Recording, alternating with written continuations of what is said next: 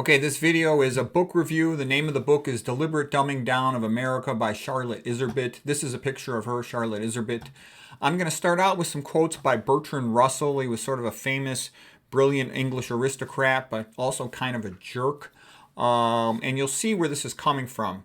That Bertrand Russell was recommending sort of, a free-thinking mind, individual spirit, curiosity, for himself, for aristocrats, but he did not want that for the common man. And he was one of the architects of the modern educational system. There were others, of course, and John Dewey, of course. Okay, but I'm just sharing this with you because most people don't know about this, and it helps one to understand where this all comes from and why. Okay, so these are quotes by Bertrand Russell. He lived from 1872 to 1970. He said, in comparison with the ancient Greeks, the Romans were stupid and brutal. And that's an important point. The ancient Greeks were like the beginning of Western culture in terms of the development of philosophy, and they were very open-minded. They would argue back and forth and allow all kinds of different opinions. That's a rare thing. Most countries since the beginning of time have been tyrannical, ruled by brutal dictators that just, kick the crap out of anybody who doesn't do what they're told and agree with them. Okay, so here's what Bertrand Russell says. The free intellect is the chief engine of human progress. The free intellect. That's an important statement there. Free intellect. Skepticism is the most effective stance humans can adopt with regard to any kind of knowledge. Yeah, to be intelligent, you have to begin by being skeptical. You don't just take things on word. You try to convince yourself, get, supportive evidence. These are all things we take for granted any intelligent person, but they are not part of the school system.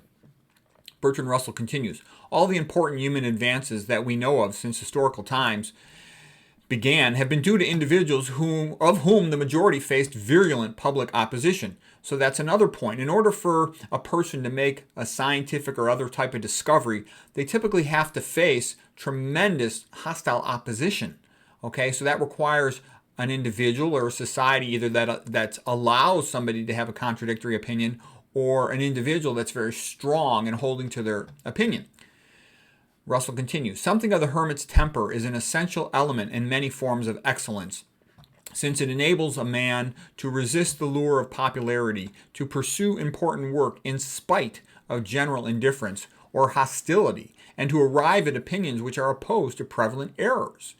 Teachers are more so than any other class of person the guardians of civilization. What they teach the younger generation determines a big part of the future. Russell continues, men are born ignorant, not stupid. They are made stupid by education. What is the difference between a bright, inquisitive 5-year-old and a dull, stupid 19-year-old? 14 years of the British educational system. There can be no agreement between those who regard education as a means of instilling certain definite beliefs and those who think that it should produce the power of independent judgment. Yeah, they're totally different. We are faced with the paradoxical fact that education has become one of the chief obstacles to intelligence and freedom of thought.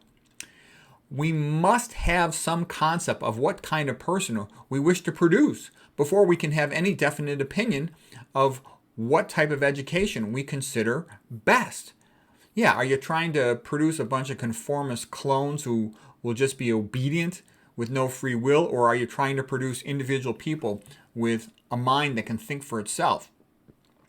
Russell continues, almost all education has a power motive. It aims at strengthening some groups that are in competition with other groups.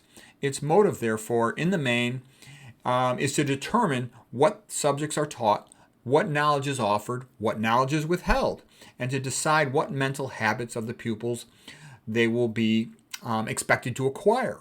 Hardly anything is done in modern education to foster the inward growth of mind and spirit. In fact, those people who have had the most education quite often are the most atrophied in their mental and spiritual life. A thought is not free if the profession of certain opinions makes it impossible to earn a living. Thought is not free if all the arguments on one side of a controversy are perpetually presented as attractively as possible, while the opposing arguments can only be discovered by a diligent serf. Gee, does that sound familiar in the modern world? Russell continues, when we pass in review of the opinions of former times, which are now recognized as absurd, it will be found in 9 times out of 10 that they were such to justify the infliction of suffering. Yeah, whatever one group says when it wants to bully another group is it says the other group is inferior or the other group is evil and therefore deserves to be treated harshly.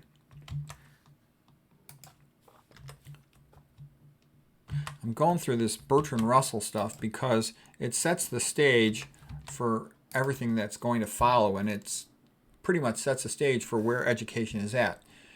This is Bertrand Russell continuing. Children will, as in Plato's Republic, be taken from their mothers and reared by professional nurses. He's recommending this, Bertrand Russell, and this is actually the direction that things are going.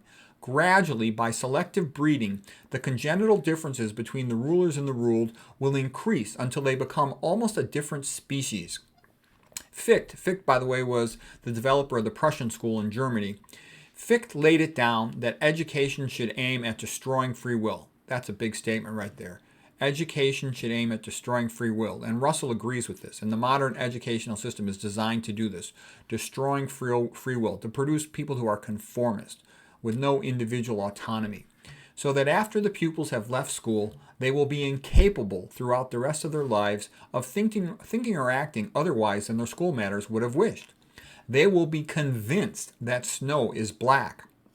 Social psychologists of the future will have a number of classes of school children on whom they will try different methods of producing an unshakable conviction that snow is black. Various results will soon be arrived at. First, that the influence of the home is obstructive. Second, that not much can be done unless schooling indoctrination begins before the age of 10 years old. Third, that verses set to music and repeatedly intoned are very effective. And fourth, that the opinion that snow is white must be held to show a morbid taste for eccentricity. Yeah, anybody who thinks for themselves will, get treated harshly for it. Russell continues, it is for future scientists to make these maxims precise and to discover exactly how much it costs per head to make children believe that snow is black, and how much less it would cost to make them believe it is gray. I think the most important subject will be the psychology of groups. Gee, does that sound familiar? Russell continues, why is propaganda so much more successful when it stirs up hatred than when it stirs up a friendly feeling? Okay, that was all quotes from Bertrand Russell, the English architect, who was one of the architects of the modern school system, and whose thoughts as spoken here are a strong component of how the modern public school system was designed.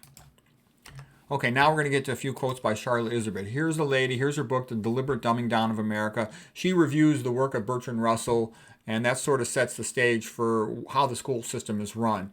And she just sort of inadvertently ended up in a real high position in education, and she figured out all the stuff that was going on, and she was amazed by it, and so she wrote this book. The whole public school system is designed to dumb down students so they are easier to control. This is Charlotte Iserbyt speaking. They want the students to only do things for rewards, not to do anything out of their own free choice or values. That makes them so much easier to control. So you get the point. If somebody is a Christian and does things based on what they think is right or wrong, they're much more difficult to control than somebody who only wants to be rewarded with a good grade or with money. Okay, Charlotte continues.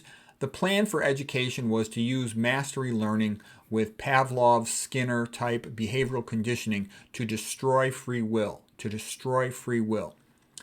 Then she goes on, the history books have been rewritten to convince people of a modernist viewpoint. That is true.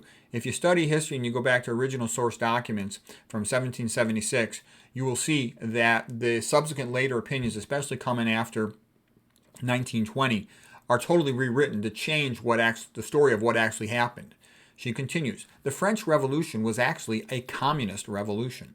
The long-term goal of the modernist has for a long time been to merge the United States with Soviet Russia and to call it the North American Soviet Union.